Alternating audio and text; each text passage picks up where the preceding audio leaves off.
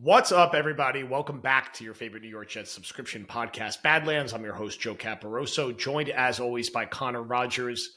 5 games, 5 post-game therapies. The New York Jets are the last winless team in the NFL after an ugly, embarrassing 37-22 loss to the Dallas Cowboys, a game that was not as close as the score indicated, even though it was still a 15-point loss. This was a game that was 30-3 at one point. This was a game that saw one of the more embarrassing touchdown runs allowed, or long runs break that you'll see. It's all bad. It's all ugly. And we're going to talk it through for as long as we feasibly can and try to answer all the questions you guys sent through on the Discord. Obviously, the fan base, understandably, is in a shitty spot right now. CR, how we feeling? Man, tough one, right? It's just the fact of, as we get on these post-game shows every Sunday or whenever we do them, usually Sunday nights, and say we were not asking for the team to win. Mm-hmm. We are simply asking for to show me something. Yep. And, you and I were talking off air before this. I think we're pretty transparent on this show. You do a really good job of kind of pulling back the curtain on the business of Badlands. I talk about my day-to-day life with doing other jobs and all kinds of stuff. This was one of the tougher weeks we had in terms of the responses we got. And listen, when you do this, hopefully the people that do this, you just have to be cut out for that. Yep. The internet is a lot of loud, angry voices at times, and that's the minority voices. It's not, the majority. It's just the angry, loud section. And I deal with this far from just actually pretty rarely with Jets, mostly draft, whatever it may be. It's just part of the job. People watch sports and sports entertainment for fun, and they project, this is a very, very small percentage of people that do this, very angrily. And it's not fine because some people take it too far, but overall, in terms of how I view it, I'm not bothered by it, is what I'm saying. But as long as we've been doing Badlands, this was some of the most negative responses we got in one week. Yep. And my point was, and we do live in clip culture, right? And we're really lucky to have a lot of support at Badlands of people like Mark that, give us great social content. But with that comes a lot of people that don't subscribe to the show, aren't going to listen to the show. They're going to read something and be angry. You and I were simply asking the questions of, do you trust these guys yet? And what do they have to do the next couple months to earn that trust? And can you show us something? We're not expecting the team to win even 7 games anymore, but just progress and not regression. And with that, a lot of people took it as wow, you're really bailing on this regime already. And once again, here we are after the 5th straight loss. That was relatively a pretty embarrassing one, top to bottom. And that's not what we're going to do tonight. We're not going to sit here and say, everybody needs to be fired. Is this a one and done? And you're going to hear some combos of that this week. But the combo is, Joe, once again, this is going from bad to worse. Yeah. And at some point, I look at it like this. What are the Jets average at right now? Not good at.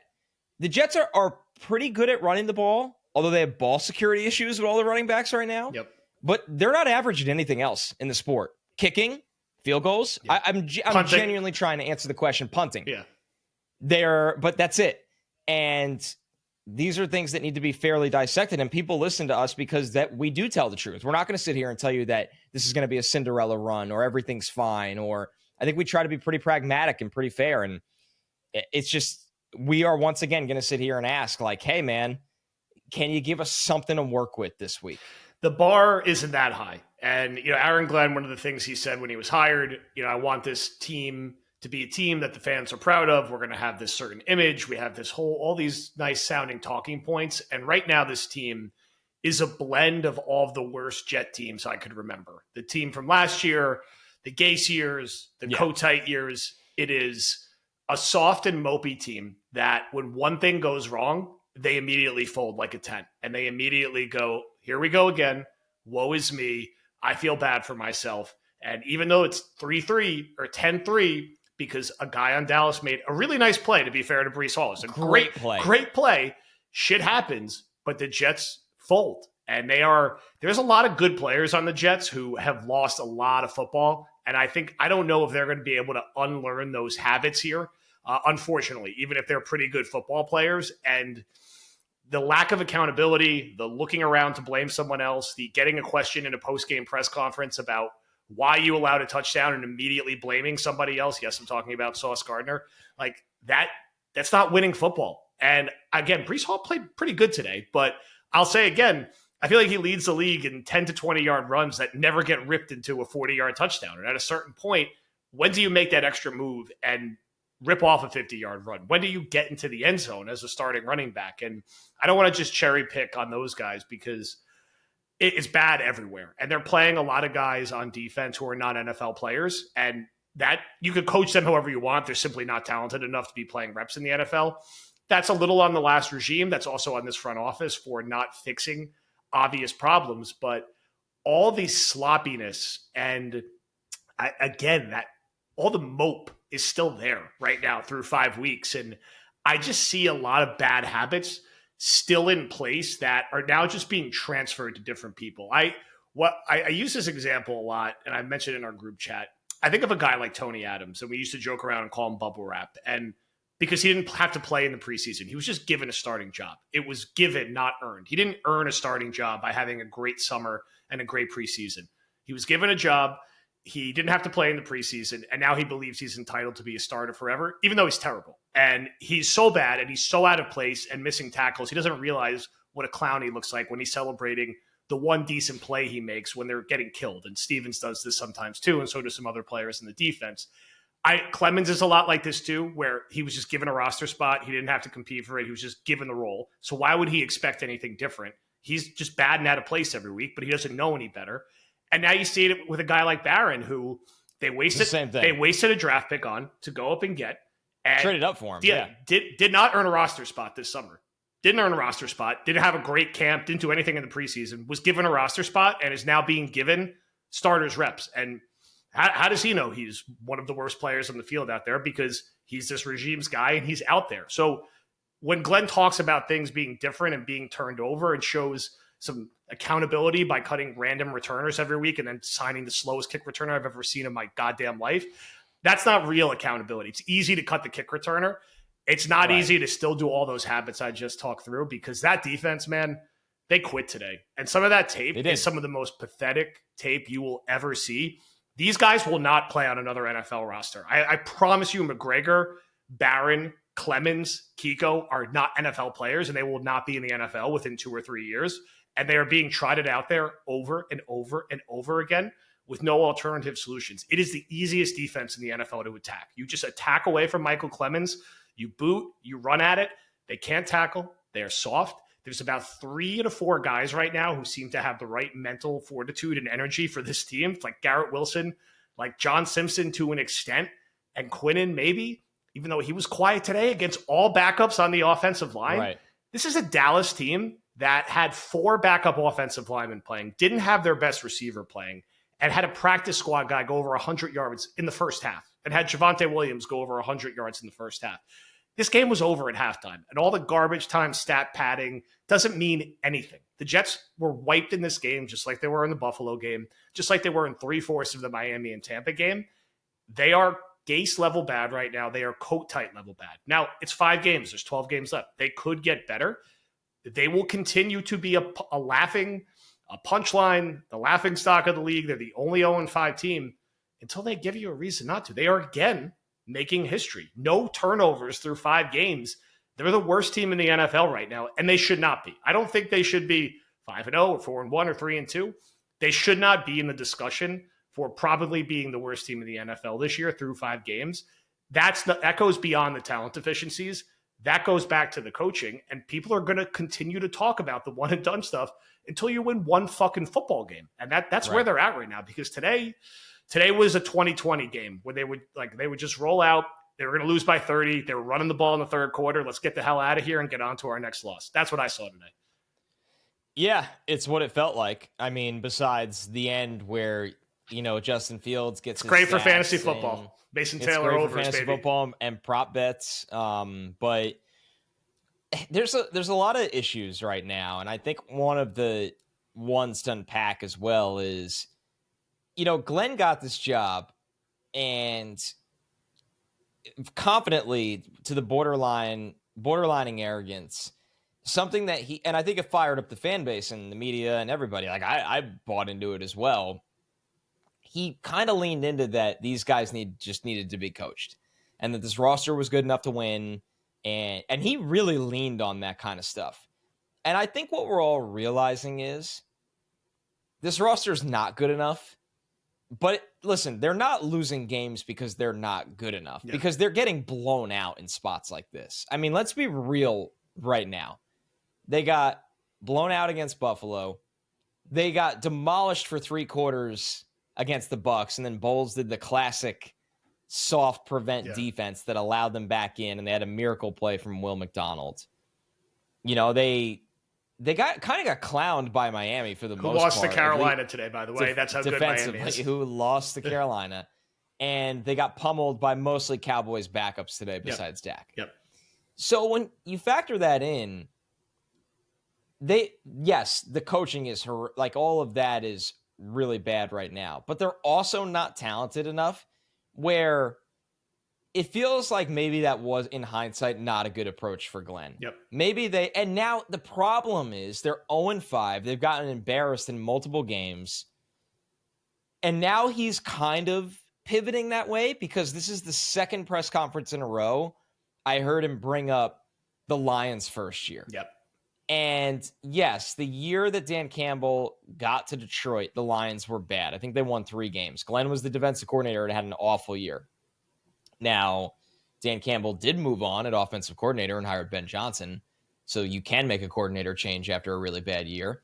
And credit to Brad Holmes and that front office. They got talent in there over time. And I'll have to look back at the Lions' first draft to kind of see any differences. But now it feels like all of a sudden the rug is kind of pulled out from all of under us, being like, well, you know what? Actually, it does take time. And you might have to endure a 3-win season. Yeah. And I just don't think you get to have it both ways. If you get a job, because Joe Douglas was the master of this and he rode this too long, which was the problem. Douglas got here and all they did was talk about and leak to everybody that would listen how dog shit the roster was. And that wasn't even off base. Yeah. They did inherit a really bad roster. It was just when it was year 4, we were tired of hearing it. Yeah. Right?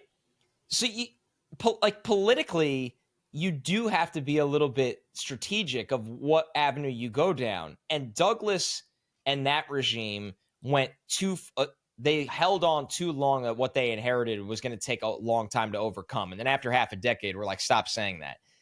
Glenn, and this is almost me defending Glenn because it feels like just a mistake he made that he can't go back on, but he's trying to, got here so confidently and thought they were more talented than they are. And they're maybe not right now because you don't have a quarterback, but you don't have a lot of things. Signing Stevens was your mistake. Yep. So you're going to have to live with that. Before he got hurt, Michael Carter was having a down year. They have one pass rusher in Will McDonald. A big problem has been, for as amazing as Quinnen has been against the run, he's given them nothing as a pass rusher, which is kind of a change. That's not the norm, and that's going to be really interesting. We're not going to do the whole trade deadline combo, I think, tonight, but that conversation when you're 0-5 creeps up on you earlier than you want it. It's coming fast, yeah. It is coming fast. They paid Sherwood because I think they wanted some stability with the room they walked into. And he's been horrendous. Truly. This is Mo Wilkerson bad. He's one of the worst contracts in football. He's unplayably bad. They just can't bench him right now because they have no other linebackers. Everybody's hurt. So, and I think Kiko got banged up today too. And I thought Kiko looked better against the run today. His problem is always going to be that they are the most easily fooled team by tight ends. So I watched the tape all week on this because I give my producer for Jets a ton of notes on what the opposition's doing and also what the Jets are bad at. And when it came to Dallas, he was asking me, he's like, are they going to run the same kind of boots that Tua did and all that? And I was like, well, what they like to do actually with Ferguson is he will chip and release like 100 times a game and they'll run screens. They love to kind of have him buried in the muck. Yeah. And then he just trickles out and turns around and Dak's like, hey, Jake Ferguson, there you are. They ran that screen to him. He had 2 touchdowns in the first half. I just don't understand. What are they doing all week? What tape are they watching all week? What I am doing as my side job and seeing, and they prepare all week for this and don't see. I don't know how that happens. I'm not giving myself credit. I'm taking the credit away from them. So The dangerous part about this is, Joe, we are reaching territory. Like if this team wins, and once again, we have a lot of time left, but it's going quick. If this team does win 2 or 3 games this year and they're not just a quarterback away, these are the type of seasons that make you just like hit the nuke button. Yep. Where you're just like, actually, our roster doesn't fit anything we want to do. It's horrendous. Our defensive coordinator is lost. The offensive line had a bad day, but they're not a bad unit. I think you need to be careful with that, especially when Fields is just has a habit of holding the ball. Today, they gave up some pressures that were immediate losses. They had a bad day. It just happens. But this season has changed from like, hey, we don't have to make the playoffs, but let's get everybody that's here with their head screwed on. Let's kind of cut the dead weight after the year and then add to the roster in free agency and the draft. Unfortunately, it feels like the narrative is now flipping to, holy shit, is 80% of the roster dead weight? Yeah. Because we can't make that up in a second off season. We're not going to be good enough to compete next year. We also need to figure out how to get a quarterback. If we have to trade up for a quarterback, well, we needed those picks because the roster stinks. And now we have all this awful dead money of guys that we paid, like Jamie Sherwood and Brandon Stevens. And then we had to trade Breece Hall. And you know what I mean? Like, it's just, this isn't the mess that you wanted to find yourself in. You wanted to kind of slowly move through the swamp. Instead, it feels like they're in a current right now and can't get out. It's quickly dropped to a different level of just how ugly it is. And they're only going to be able to hit that Detroit button so many times. There's plenty of other situations where teams are just bad and they just never turn it around. And like, you can't just always go back to that Detroit story where, yes, I know they started 0-10 that year. They finished 3-13. I believe that team had multiple years where they had 2 first-round draft picks and they were moving stuff around from a roster standpoint. And they had a quarterback that worked for what they were doing. And again, we've always thought Fields as a bridge. We've always thought they're going to be starting someone else next year. Yeah. They are going to draft a quarterback next year. Right, wrong, wherever they end up picking first, third, fifth, they will draft a quarterback this year. Assuming they survive. If they don't, they're still good. If they're so bad, they're fired. Someone else will draft a quarterback. So if you're a Jet fan, we're going to have plenty of time to talk about this. Like, we'll be talking about the quarterback because it's going to be a thing. Fields is going to close this season or play this season and put up a lot of stats, and he's going to make some nice plays. But at the end of the day, if you're watching these games, you could see what some of the limitations are, and they're not helping him with the receiver situation. And outside of Garrett, the only couple nice things you're seeing are, a little Garrett, a little Mason Taylor, but they've both been really good. I was just watching today and watching a guy like Fowler, who the Cowboys signed for 1 year, $8 million. And the Jets decided instead to go sign Cisco for 1 year for $8 million. And Fowler is just a perfect example of that kind of edge that you should have signed. It could have been Fowler. It could have been Clowney. It could have been Zadarius Smith. It could have been Preston Smith. It could have been anybody. But you needed to know that Jermaine was not going to give you 17 games this year by using common sense and not leave yourself exposed in this situation. That was an easy solve. No one is forcing this regime to stick with the holdovers that we talk about ad nauseum. Go down with your own guys. Go down with your own swings, like you started to try to do with Phillips and Briggs and maybe Brownlee, who they trade for and didn't play today. And they played Malachi Moore, who's a safety. It's slot corner for some reason. Shockingly, that didn't work. And they're not setting him up for success to go with everything else that's problematic with day 3 of that draft. So right now it's the toxic mix of not enough talent and poorly coached. And they are poorly coached right now. Glenn, know your situation. You're playing one of the best offenses in the league. You have a horrible defense. It's close in the first half. You're on the 44-yard line on 4th and 5, and you're punting. Why? You trust your defense? What you are about to be 0-5? Go for it. It's 4th and 5. You need touchdowns, not field goals, not playing for field position. You're not winning 13-12 in today's NFL anywhere. Never mind with this defense. It's a little thing. That's really bad game management. And we talked about this all offseason, that in that exact situation, I think we literally said it verbatim. 4th and 5 from the 44-yard line, go for it. Why are you punting it to the 10-yard line? We said this all the time. Within 2 seconds, they're already back out across the 50 because the Jets have no defense. You have to try to grab every little advantage. Now, it took them 5 weeks. They're finally getting there with the quarterback sneak. Somehow they went off sides on their quarterback sneak, but they're learning slowly with that. Someone has to get in his ear and be like, we are bad. If we are remotely in a game, we need to try to grab every down we can. You cannot punt. And I just worry. And this is not fair to him because it makes sense why he's doing these things. I'm hearing him in the presser and he's like, I call Tony Dungy and I call Bill Parcells, and it's like Tony Dungy and Bill Parcells are like a combined 190 years old. Great guys, Hall of Famers. Like, that's not who you're talking about to win and turn it around in today's NFL. It's great you're using them as a sounding board and to stick with it. I just like, it gives off the dinosaur energy with him and Wilkes, and we're talking to Dungy and Parcells, and it's like, you guys are getting your ass kicked and you're so far behind, like you don't even know what you're chasing, that you're punting the ball on the 44-yard line. Like, who is doing the numbers? Who is doing the analytics? Who's watching the game tape that you're going to credibly keep rushing Braden McGregor after the passer on? This is why you can't get off the field on third down. And, the bad guys are bad. And we always talk about, you need your great players to be great, especially if you're the Jets. You have a small cluster of guys that we would like to say are great or are paid to be great. So when you dial up a blitz on 3rd and 4 and you leave Sauce one-on-one on a slant with Pickens, he has to win that. He has to win that route. He has to know the slant's coming, and he has to break it up because you're betting that your best player on defense can stop their number 2 receiver, who happens to be their number 1 receiver for the day, and he can't. Like that. And he can't. And then when they can't do it, and then it couldn't do it against Waller, couldn't do it there. So that's not on the coaches. That's exactly how you want to script it up. Same thing when he gets beat deep. It's nothing to do with Adams not being in the right place or the wrong place. You're right there. Make a play on the ball. So he's not playing to the standard. Quinnen has had nice moments, but he's not playing like an all-pro, right? He was quiet today against a set of backup offensive linemen. Brees has been okay, but not great. You're not one of the 5 or 6 best running backs in the league, maybe one of the 16 or 17 best running backs in the league. Garrett's kind of the only guy playing to the standard. Membu as well, I would say, to their expectations. Mason Taylor. But that upper part of the roster, never mind when you're like, a guy like Sherwood should be an above-average starter for us. He's now a below average starter who you barely could stomach watching play at this point. That it's everywhere. It's the top, it's the middle, it's the bottom. And I'm going to be there. It will be fun to, talk through some of the festivities. Honestly, it'll be a better environment for the Jets in London than it will be at MetLife for the rest of the way. By far. Because those fans got a lot of them are new to this, and I give them credit. They're just getting, we're seasoned grizzled veterans, and I'm actually excited to see in a different environment, but they're going to get killed by Denver next week. They're going to get absolutely slaughtered. And I'm telling you right now, I'm picking them to lose that game by 30. First-time coaching staff going international with travel against a veteran coaching staff, and Denver just beat Philly today. It's going to be as bad as it is right now.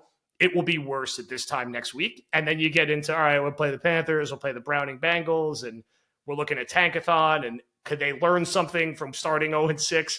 It's going to get a little worse before I think it gets better, because this is a horrible matchup for them upcoming. Today should have been a friendly matchup. They opened as 1.5-point favorites. So even Vegas thought they should have a chance to steal the game today. By the time it got to kickoff, the Jets were favorites. When you are a favorite in a game and you are losing like that, that's like last year. And you're like, wow. 30-6 or whatever it was. That's like last year where you're not playing to your expectations. You as bad as you are, you should be more competitive than this. So where do you go from here? What can they actually physically change or adjust going into these upcoming games? And what else kind of caught your eyes from today where you're like, what was the plan? Or what were they even doing? Or what are some thoughts there? Well, what they changed, that's a really tough one to answer right now, because personnel wise, there's not a lot of buttons to press right now. There's really, really not. I think Jermaine might be back for this game. Maybe. We'll see. He's going to be 100%. How many snaps can he play? Right. We don't even talk about Michael Clemens anymore because he's just so bad. There's no reason to. Barron's actually worse than Clemens. I think Barron's worse. Yeah, he might be the worst player in the NFL. This is even post game, but they cut the returner from last week, who was the worst player in the NFL. When you fumble a kick return and then call a fair catch in the 2-yard line, you're the worst player in the NFL. I got to tell you, it's the slowest kick returner I ever saw in my life today. The new one. The new one. He did catch the ball. Credit to him. It's just I'd rather that, low event. Could Wanwu just come? He's got returned one kick and he's out half the season. But I was just laughing at this. God, we have the slowest returner in the NFL right now. Who knew the Kene Wanwu injury would derail the Jets season? It's actually they are arguably a 2-win team right now with him. And for God's sakes, if the ball gets kicked into the end zone, take a knee. Stop running it out of the end zone. Every returner, Chris Banjo, all week on the film, guys, if it's in the end zone, take a knee. Don't run it out. We'll take it at the 35. Well, the new rules are set up where you should have some success in the return game, whether it is the advantageous field position naturally or if it's, like, or actually having a good returner, but which they have one who's hurt. But anyway, the reality is right now with this team, the problem is like the Jets blitzes before this game. I need to actually dive into the final numbers on this game and the tape. They were running one of the highest rates of 5-man blitzes this year. And the problem is, and they don't run a lot of simulated pressures. So they basically are just showing, if you watch the Jets closely throughout the games, they'll show 5 and the offense knows exactly where it's coming from. And they can pick it up without even having a tight end or a running back stay in sometimes. Yeah. That they just block 5 with their 5 offensive linemen. Or the quarterback could slide the protection if it's like, okay, they have their slot corner, but he's kind of playing as a stand-up edge blitzer right now. So their blitzing is some of the worst I have ever seen, number one. It really is. It's predictable. They run 5-man blitzes. And then the one today, Cisco had the free run at Dak, but that blitz doesn't even get the bonus points of working because Dak purposely didn't. Dak saw it because Cisco gave it away before the snap. Cisco cheated up to the line of scrimmage too early. You're not supposed to do that in that spot as the safety. You're supposed to surprise him. Dak saw it, called it out, and ran the slant to Pickens. He wanted Cisco to blitz because it gives him the free slant because they love the matchup there with Pickens against any corner one-on-one. Sauce should make the play, but that's whatever. Yep. The point is, these veteran quarterbacks are sniffing out their blitzes like it's nothing right now. I don't know what the answer is for that. I would say, honestly, stop blitzing or rush 6 or 7. Yeah. And I know that sounds absolutely crazy, but just go full Greg Williams, like live by the sword, die by the sword. Because them running 5-man blitzes going into this week, I think it was 72% of their blitzes were 5-man blitzes, are just giving away a defender. It never works. They are literally just taking away a defender that could be in coverage or spying, one or the other. Dak ran a couple times today, which he doesn't do that anymore. Yeah. So that's a problem of many, honestly, right now. They have no screen game to the running backs, which I just don't understand. And it feels like Fields doesn't have a lot of touch in the screen game, which doesn't help either. That's definitely a problem. I'm glad that over the last 2 weeks, they finally have gotten Mason Taylor involved. He is particularly effective over with play action targets because it allows him to get over the top of the linebackers. He's been very, very good as a receiver. Garrett's been as advertised. I mean, I know some people will say like, hey, why don't you spice it up? You can't really run a trick play when you have an ineffective offense. Yeah. Because you're not going to trick anyone. Yeah. They know exactly what's coming. I think what they got away from in the first half today, though, that was kind of foolish. There was no design run with Fields. Yeah. And to be fair, I guess you almost didn't need it because the point of the design run game with Fields is to stress the edges. And then it'll open up more space in the middle. But Brees was gashing them up the middle over and over again. That wasn't really the problem in this game.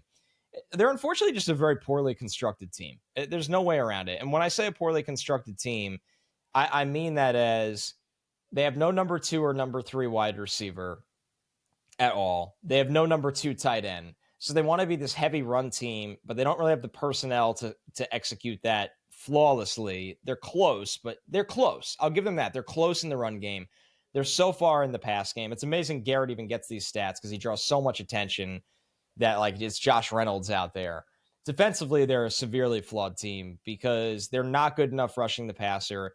They lack any kind of creativity from the play caller on defense. And when they play man coverage, they get smoked all the time. Yep. So, and their safeties aren't good enough to put them in those isolated matchups anyway. They're not. And how could I leave this out? How are they still the tackling is now, it's a smell in the building. Yeah. Right? Like, it's like somebody puts on that uniform and they just suck at tackling. They don't rally to the ball. The effort stunk today. Yep. I don't know, man. Like, this is brutal, dude. I mean, seriously, this is the type of stuff where you sit here and go, what the hell are we looking forward to? What are we building on? Yeah. What are we average at? You know how many times I said to you over the last 2 years, can you be good at something and have an identity? I'm asking now, what are you average at? What are you capable at? They've been this bad through 5 games where I don't think large parts of the greater fan media ecosystem talking about one and done and throwing all the coat tight and gay shade is unfair. That's how bad they've been through 5 games. And it's a certain type of bad where it's everything we just discussed. The not rallying to the ball, the inability to force turnovers or ever fight and fall on a fumble, the way they quit when one thing goes wrong. People hate watching that. Hate watching that kind of football. People could deal with a feisty team that is throwing some punches and hanging around, and kind of like the team we got in week 1. People could deal with that if that was the team you were seeing and they were just 5-12 this year. This looks like the 0-14 2020 Jets. This looks like the 1-15 1996 Jets. I think that was the year. This is like, it's hard to get excited about these guys. And Glenn, he has not given you a reason yet to be like, well, he's got the answer that's going to turn it around. Because if he was screaming at everyone last week, and then you're hearing that, Breece is in the cold tub, Sauce has his headphones on, clearly whatever he did didn't resonate because they were worse this week than they were last week. And what I said on the Sunday pod is like, I wanted them to be better in October than they were in September. It's off to a really bad start. What coach did I bring up last week? The Joe Judge one. And that's kind of the perfect example where you have this, like, it's like this discipline mentality, but no follow through on the field. And you're kind of just this rudderless bad team that doesn't have an identity and isn't good at anything. And, they get to like 1-11. Like, you're getting into that zone where it's like, there's other bad teams in the NFL. Giants are still bad. They lost to the Saints today. Saints won. They're still bad. Titans get their first win. They're 1-4. The Dolphins just lost again to the Panthers. The Ravens are 1-4.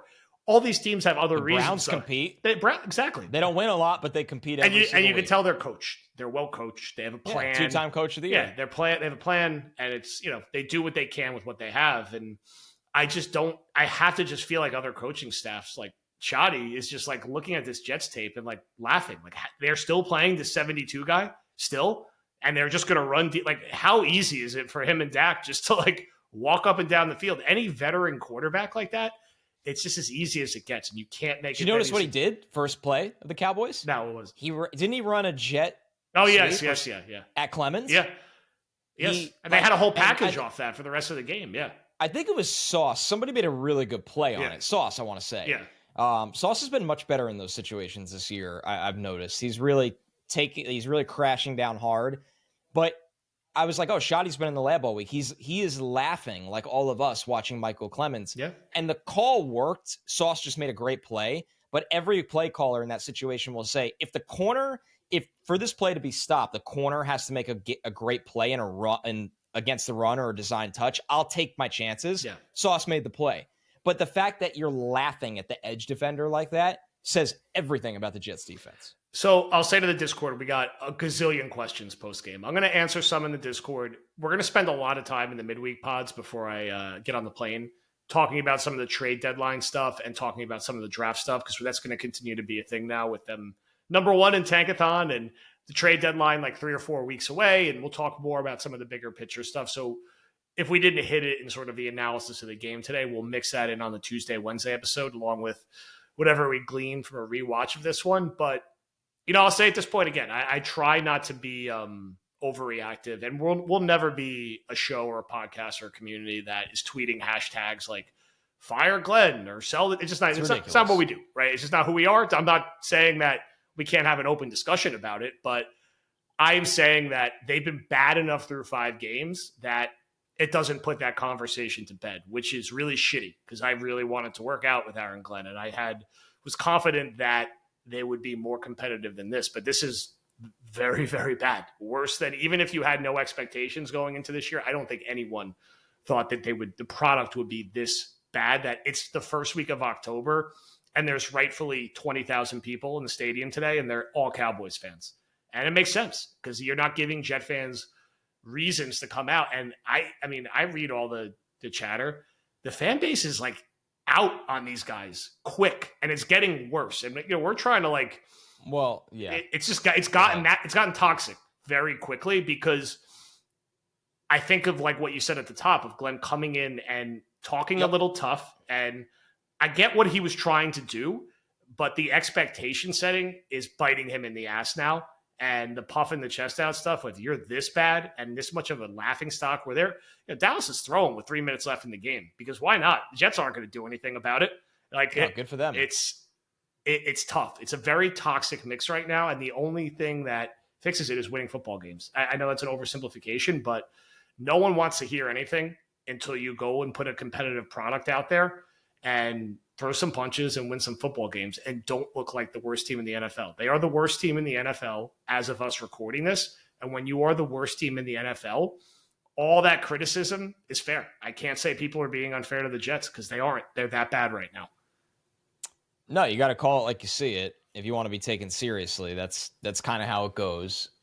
I think that, we mentioned this a couple times, and people feel a certain way sometimes when we did bring this up, but like Glenn didn't really do himself a lot of favors in the beginning. Even this year when he was pressed after a couple weeks about Clemens, he had that quote basically like, oh, you have all these people didn't even play the game. Like he kind of went right down the pathway that nobody ever wants to hear. Once the response is these people didn't play the game, they can't, and Glenn had a great NFL career, so he could stand on that, and he has that kind of clout, and no one's denying that. But when one of your responses is that people don't understand what they're asking Michael Clemens to do, doesn't play anymore. He didn't mean it, but you called the fan base idiots in that moment. And you didn't mean to, but you did. And I saw that open the door. This is why I said, like, I didn't think he was being advised well, or he needs to be advised. I don't know which one it is. And now he's been totally punched in the jaw, and he doesn't have any of that left because you're 0-5 and you've been embarrassed. And that's not what we want either. Like, you don't want to lose what got you here, but it's this league humbles a lot of people, right? It humbles people that play in it. It humbles people that coach in it. It humbles people that talk about it, because at some point you're going to be wrong about things. But it's definitely a dire situation right now, because they do find themselves at this crossroads of like, who are we? Are people going to follow me? And you only get that one first impression to get people to follow you. And I think just saying, look at the Lions doesn't mean it's going to work here. Dan Campbell, credit to him.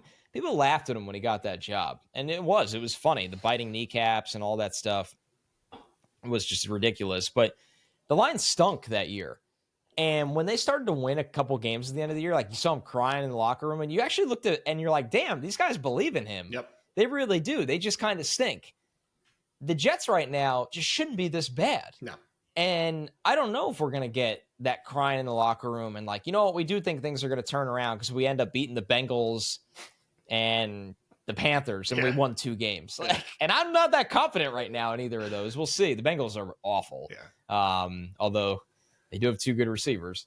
So yeah, I just think at the end of the day right now, man, it's like you have to learn a lot. And this is one of those things where, much to my chagrin in a way, like ownership needs to actually start observing what's going on here. The Jets have problems though bigger than just the new regime. Like, how many times can we do this? This is the life we chose.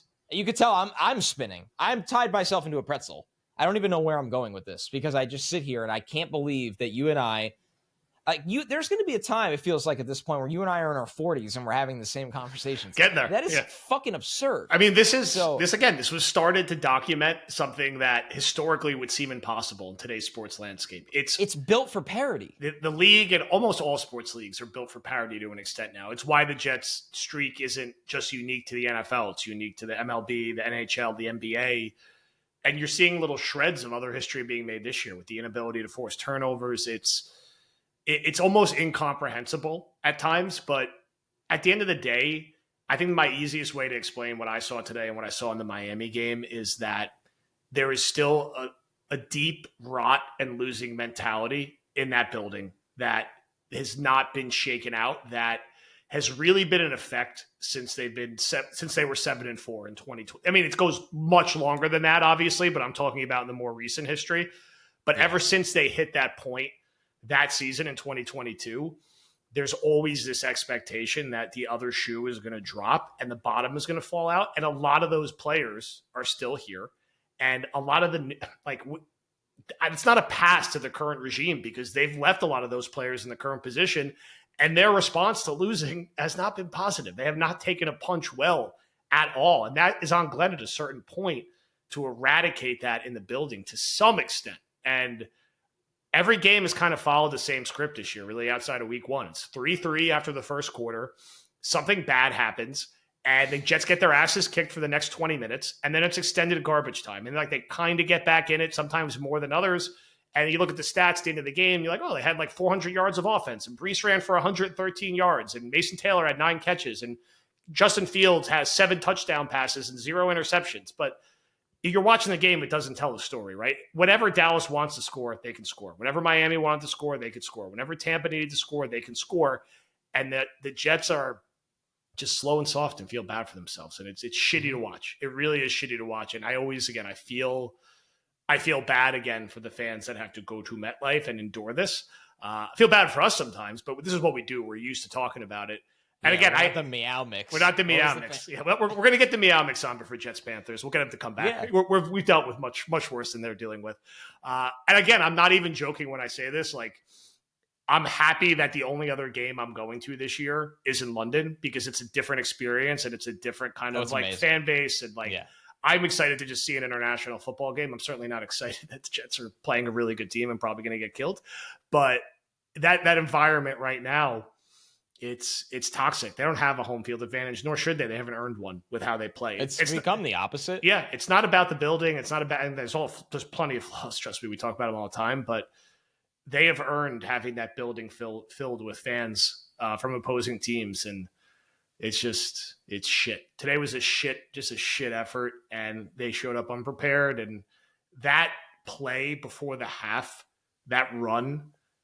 It's as bad as it gets, man. That's as bad as a Jets football. I've seen a lot of bad Jet football plays, but that's when you're like, wow, these guys, like, they quit or they don't know what the hell they're doing. But you should not be seeing that in week 5 for a first year regime. That's scary to me. That was like, oh my God, could this team really be like a 2-15, 1-16 type team? That kind of play makes you think that.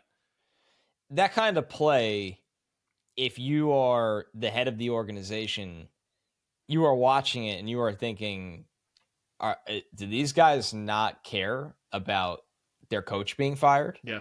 Right? Like that's the kind of play. And obviously it's year 1 for Glenn. It's month number 2. That's not what we're saying. It's not like he's going to be fired because of that play. That's not the point. The point is, I mean, it's an indictment on the boss. It is. There's no other way around it. That kind of effort is an indictment on the boss. Anybody in any job has worked in a place before, and if you didn't like your boss, you reacted a certain way. Yep. And sometimes it would show how you would show up. There's a lot of things you might not care about. So yeah, I think that it's a horrible look for Glenn, and how they respond will say a lot. I think this is a horrible matchup. Let me be very clear. I have no faith in the Jets against the Broncos, and I would have said that even if the Jets won today.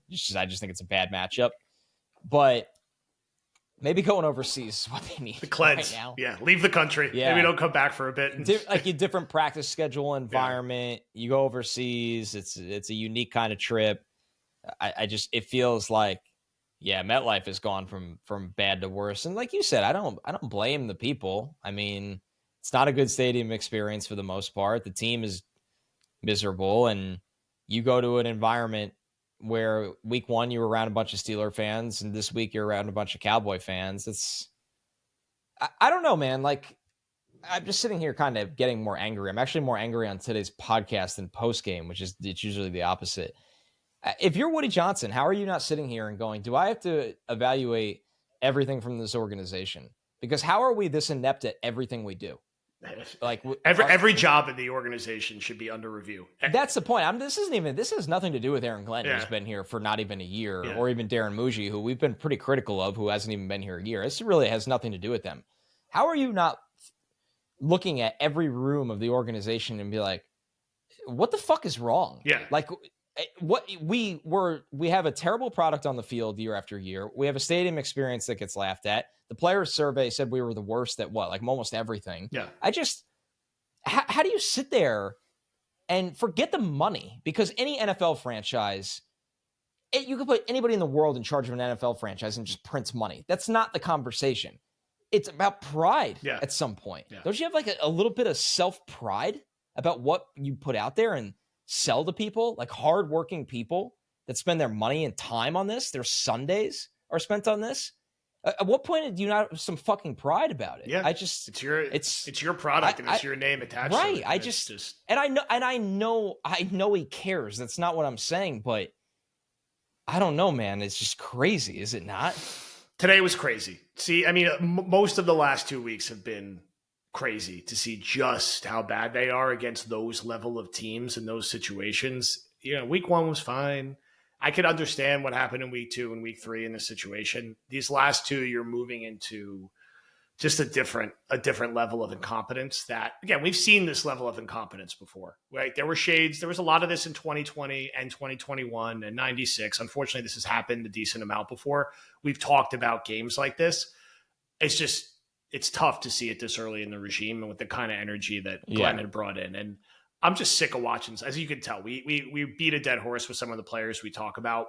Yeah, I'm just sick of watching these guys, man. I'm just sick of watching the Clemens pass rush on third down. I'm sick of watching Tony Adams out of place. I'm already sick of watching Stevens and Cisco and how they carry themselves on the field. Like, they're just losing football players. And I don't say that they're probably good dudes or NFL players are going to make a lot of money. I think there's and I know the Ravens are having a tough year. Like, the Jets don't know better than the Ravens. And there's a reason that Cisco's bouncing around and got a 1-year contract. They fit in perfectly with Clemens and Adams and McGregor and the rest of these guys. Like, it's just that unit in particular doesn't have it. Shockingly, the Jets' offense is better than their defense this year. It's still a flawed unit. And there's better energy with that unit, despite some of the flaws. But it's hard to be so soft on defense because that just trickles down, I feel like, to everything else. That's where you're getting pumped by these other teams. And I'll close with that. I mean, thank you everyone for listening. We're gonna get into it in a little more of a specific, thoughtful manner on some of the questions Tuesday and Wednesday before we get out on the trip. And I think part of what we're going to do while we're out there is just talk with a lot of different Jet fans because people are going to be there from all over the world, which is funny.